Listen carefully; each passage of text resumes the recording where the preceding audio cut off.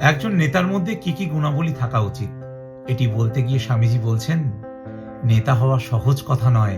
দাসস্য দাস হতে হয়, সকলের মন জুগিয়ে চলতে হয়, তবে একজন বড় নেতা হওয়া যায়। বিভিন্ন অর্গানাইজেশনে যারা লিডারশিপ রোলে রয়েছেন, তাদের জন্য এই কথাটি ভীষণ গুরুত্বপূর্ণ।